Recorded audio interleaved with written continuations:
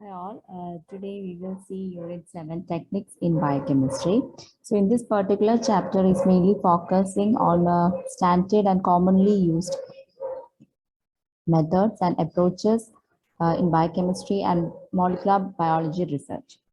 So we will see what are the contents. It includes principles and application of chromatography, electrophoresis, colorimeter, fluorimetry, spectrophotometry. Then about isotopes, under isotopes, radioactive and stable isotopes used in biological investigation and food preservation. So first we will see what is chromatography. Chromatography is a physical process where the components or solutes of a sample mixture are separated as a result of their differential distribution between stationary and mobile phase. So in Greek meaning, the chroma means color and graphene means writing stationary phase. Actually, in this particular process, two phases were included. One is mobile phase, another is called stationary phase. The mobile phase refers to the mixture of substances to be separated, dissolved in a liquid or a gas. And the stationary phase is a porous solid matrix through which the sample contained in the mobile phase percolates. So the interaction between these two phases results in the separation of the compound from the mixture. Now we will see what are the applications of chromatography. So this particular technique is used for the separation of amino acid, proteins, carbohydrates. It is also used for the analysis of drugs, hormones, vitamins. It's helpful for the qualitative and quantitative analysis of complex mixtures. The technique is also useful for the determination of molecular weight of proteins.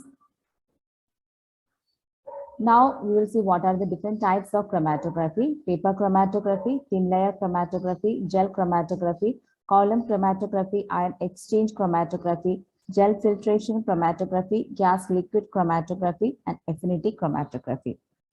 So in all chromatography, the principle include where actually the process is taking place between two phases, that is one stationary phase and mobile phase, which we discussed in the previous slide also.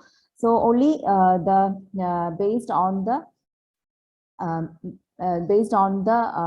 things what we used for the this process, it is named in the it is named in different, like a paper, TLC, gel chromatography, etc. Now next is electrophoresis. Electrophoresis is a migration of a charged particle in a medium under the influence of an applied electric field. So here, the useful purpose of carrying out electrophoretic experiments are to determine the number, amount, and mobility of components in a given sample or to separate them, to obtain information about the electrical double layer surrounding the particles. So electrophoresis is nothing. Actually, there is two electrodes are there, and it is immersed in a kind of a medium, and we are applying the electricity. So based on the electricity, the ions will be moved towards to the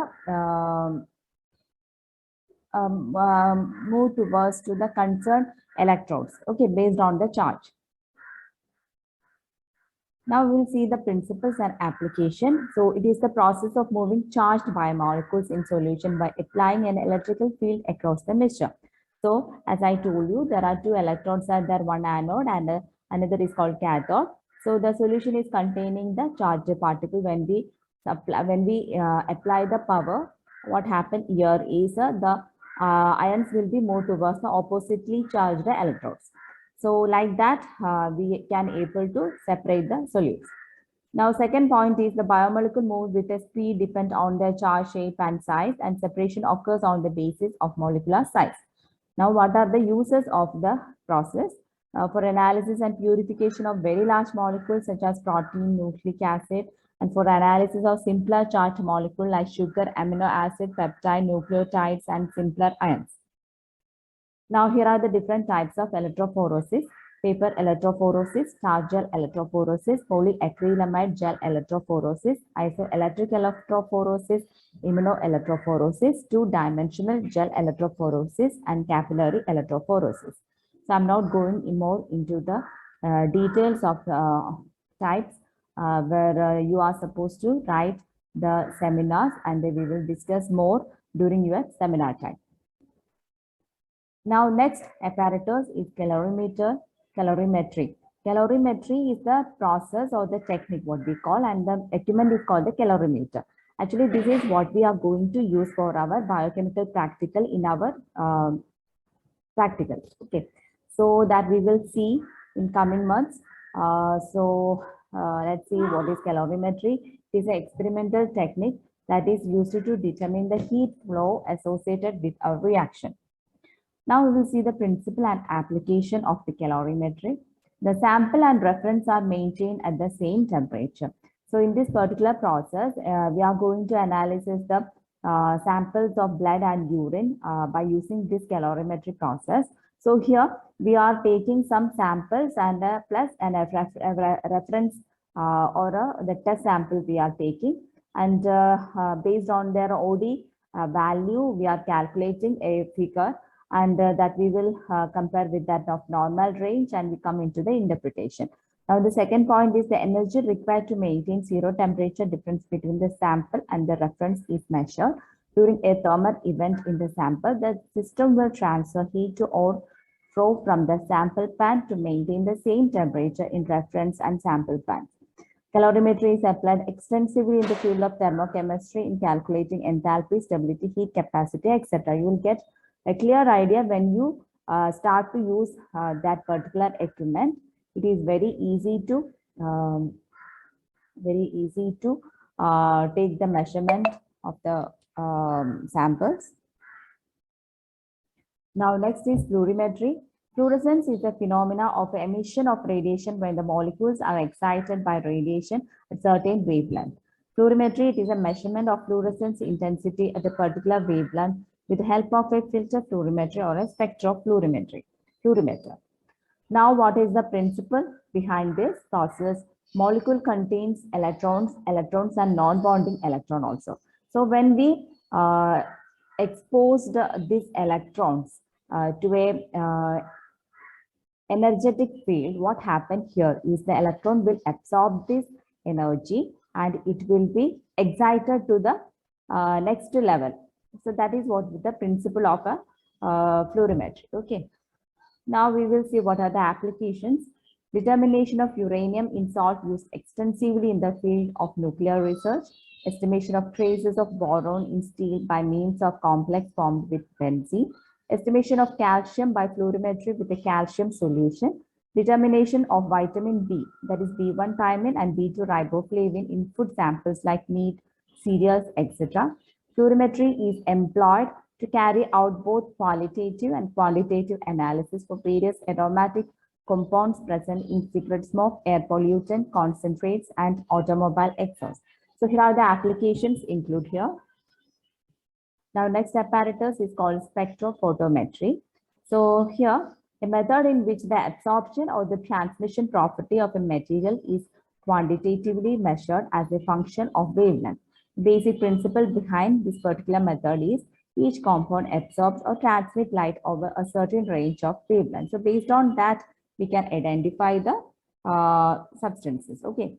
Now, the types and application. The spectrophotometer, it is an instrument that measures the amount of photons absorbed by a sample after it is passed through its solution. With a spectrophotometer, the amount of a non-chemical substances can be determined by measuring the absorbance.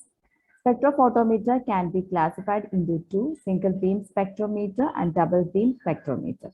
Now, the applications include concentration measurement, detection of impurities, chemical kinetics, detection of functional groups, molecular weight determinants. So here are the different applications comes under this particular instrument. Now we will see the isotopes. So under isotope, you need to learn the radioactive and the stable isotopes. So first we will see what do you mean by the isotopes. Atoms of an element with the same number of protons but different number of neutrons. We already studied in our lower classes about the definition of the isotopes. Hope you are remembering when you hear the definition. So here the isotopes are two types, stable with extra neutrons. That is what we call the stable isotopes. For example, oxygen, carbon, nitrogen, and hydrogen come under this classification. Now, unstable and radioactive, or that is what we call the radioisotopes. The example for the radioisotope is cobalt, chromium. Now we will see the difference between the stable isotopes and radioactive isotopes. So under stable isotopes, it is most abundantly found in nature. But in the case of radioisotope, it is less abundance of natural radioisotopes. So in stable isotope, no emission of radiation is there, but in radioactive, spontaneous emissions of radiations like alpha, beta, gamma rays will be emitted. Atomic number and mass number are constant for the stable isotope, and it is constantly changing in the case of radioactive isotopes. Detection by chemical or spectroscopic methods can be done by using this stable isotopes. But here, under radioactive isotopes, detection by the external detectors like gas chambers or scintillation will be comes under here. Now, it is not hazardous except toxic chemicals. But in the case of radioisotopes, it causes deleterious effects on the biological tissues. Now, under stable isotope, no special handling precautions unless explosive, strong acids or carcinogens. But in case of radioactive, very special precautions has been said while you are handling a radio type of isotope, because if you are not following such precaution, definitely it will cause many health issues. For stable isotopes, there is no any special applications, but in the case of radioisotopes, it's having some special applications in research like mutagenesis, diagnosis, therapy by detecting various cancers and all. We are using the radioactive isotopes. So let's move to the next slide. Now we'll see what are the uses of isotopes in diagnostic imaging. The isotopes such as gallium-67, iodine-123, and iodine-125 are normally used in the field of diagnosis. Now, under medical treatment, cesium-137 and cobalt-60, chromium-551 are normally used for many medical treatments. In agriculture field, phosphorus-32 is normally one isotope used. Now let's see the biochemical application of isotopes. The first one is clinical diagnosis. Okay, clinical diagnosis is nothing. So this picture is showing a kind of a clinical diagnosis. Then next is molecular biology techniques. Molecular biology techniques means they are the techniques that commonly used in molecular biology, biochemistry, genetics, and biophysics, which are generally involve manipulation and analysis of DNA, RNA, protein, and lipid. Now, next is ecological studies. Ecological studies are normally used to measure the prevalence and incidence of disease, particularly when the disease is rare. Then third is sterilization of food and equipments. Next is mutagens, radioimmunoassay, isotope dilution analysis. Then many applications are there in the pharmacological field also. So here are the few applications of isotopes. Now we will see what do you mean by the radiation for food preservation. Food radiation, that is the applications of ionization radiation to food. It is a technology that improves the safety and extend the shelf life of food by reducing or eliminating the microorganism and insect. Gamma rays, X-rays, electron beam, or E-beam are acceptable source for the food irradiation.